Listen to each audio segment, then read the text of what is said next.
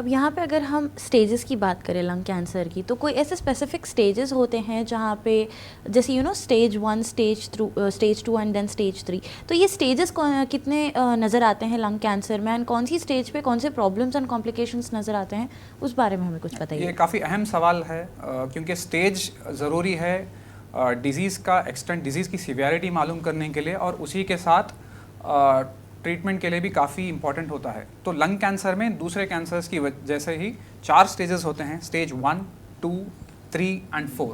सो stage 1 और stage 2 हम early cancers बोलते हैं, यानी कि एक छोटा सा ट्यूमर का गड्ढा होता है जो लंग्स के किसी हिस्से में पाया जाता है। अगर उसका साइज़ कुछ बड़ा है तो उसे स्टेज 2 माना जाता है। अगर ये कैंसर का गड्ढा, ये ट्यूमर का गड्ढा फैल के आसपास के स्ट्रक्चर्स में भी अगर पहुंच जाए तो वो स्टेज 3 कहलाता है। जैसे हम मेडिकल टर्म्स में लिम्फ नोड्स कहते हैं, अगर छाती से निकल के आसपास के लिम्फ नोड्स में अगर स्प्रेड हो जाए तो वो 3rd स्टेज में कहलाया जाता है। अगर ये कैंसर लंग्स से हटके या कोई ऑपोजिट लंग में चला जाए या कोई दूसरे बॉडी पार्ट में जाए, जैसे कि लिवर हो या बोन्स या स्पाइन, अगर कहीं पर स्प्रेड हो जाए वो, तो वो 4th स्टेज कहलाता है, जो ये लास्ट स्टेज है। इसे हम मेटास्टैटिक स्टेज भी मेडिकल टर्म्स में बोलते हैं। तो लंग कैंसर के दूसरे कैंसर्स की तरह भी 4 स्टेजेस होते हैं।